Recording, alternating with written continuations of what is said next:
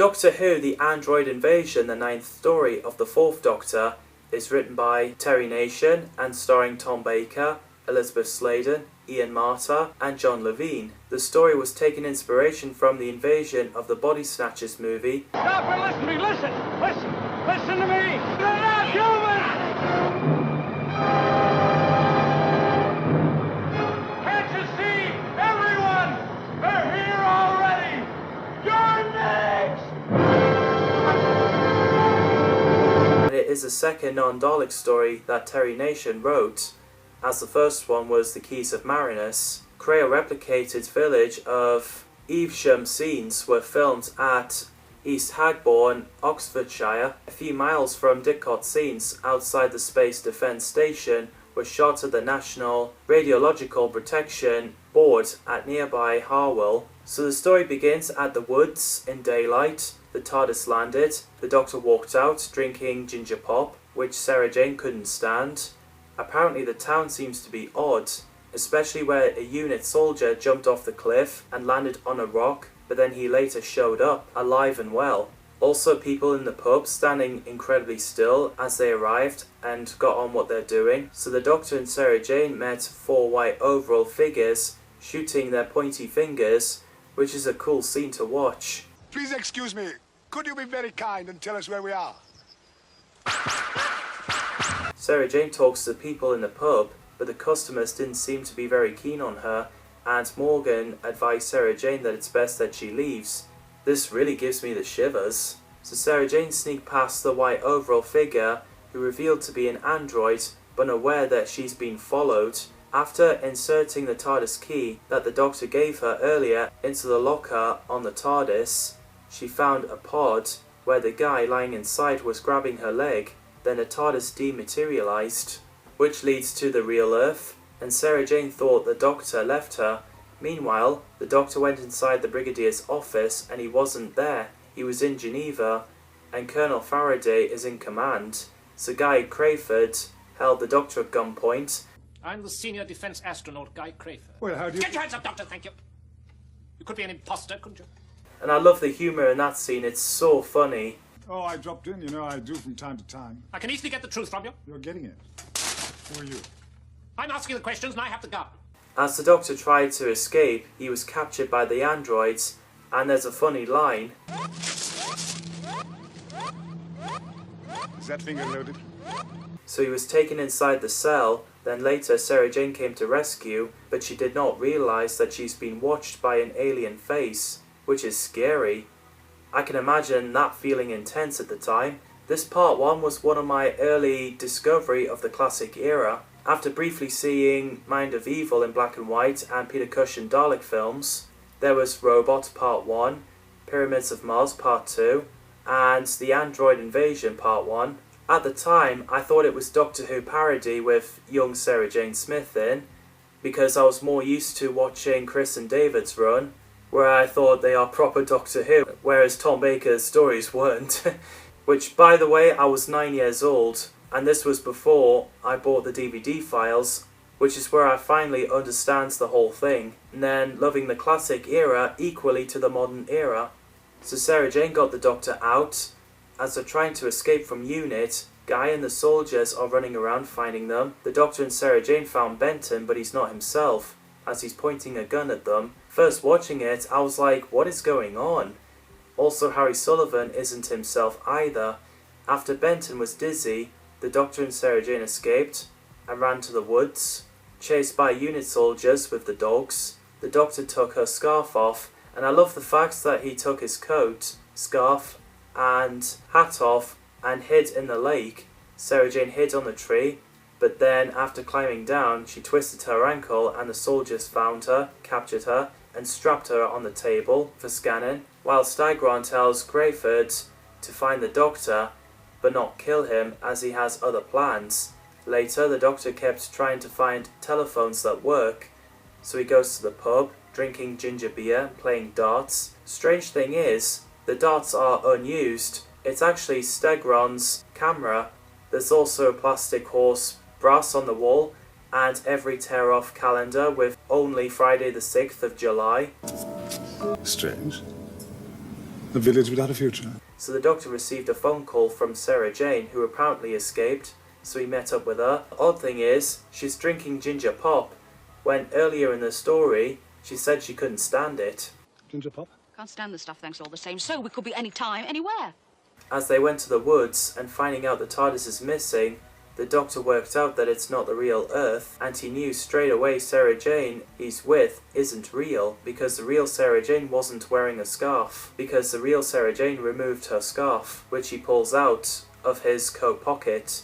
Fake Sarah Jane pulled her gun out, but the Doctor disarmed her with his hat, and asking her where the real Sarah Jane is, with a fantastic cliffhanger of fake Sarah Jane falls to the ground, with her face falling off, and inside are electronics, revealing to be an android. Where is the real Sarah?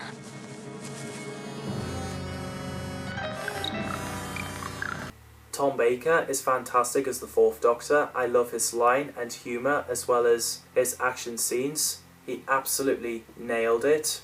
Elizabeth Sladen is amazing as Sarah Jane Smith. Her chemistry with Tom works so well. It's nice to see Ian Marter and John Levine as Harry Sullivan and Benton. They are underrated characters. This is the last story we see Harry and Benton as of time of recording. After Ian Martin worked on Doctor Who, he continues his acting work and he writes a few of Doctor Who novelizations. An original novel featuring Harry and an unused screenplay, Doctor Who meets Scratchman, the last with Tom Baker. Unfortunately, Ian Martin sadly passed away on 28th of October 1986, the same day as his 42nd birthday, from diabetes-related health complications. Patrick Newell plays Colonel Faraday, a unit officer who's covering for Brigadier Lethbridge Stewart while he's away. And I think he did a great job. The character was made to replace the Brigadier as Nicholas Courtney was working on a theatre tour at the time and wasn't available. Milton Johns plays Guy Crayford, an astronaut who flew the experimental XK-5 space freighter launched from Devshire on its test run to Jupiter. According to Sarah Jane, he was supposed to be dead as a ship he was on was lost. And I think Milton Johns absolutely nailed playing the villain. The actor previously played Bennick in The Enemy of the World, which, funny enough, both The Enemy of the World and The Android Invasion are directed by Barry Letts. Johns later played Castellan Kellner in The Invasion of Time. Martin Friend plays Chief Scientist Stegron, Krail scientist who devised a plan to invade Earth. He's great as well. In another version of the timeline, as a result of the Fourth Doctor destroying the Daleks on Skaro, the Warrior meets the Krails elsewhere, where Stegron has a different scheme which puts more than the future of planet Earth in peril from an audio story, Genesis. Ray Skelton plays Marshal Cheraki, a Krail military leader. He's great too. Apparently for the role, it would appear that Roy Skelton used a variation on his zippy voice from the ITV children's television program, Rainbow.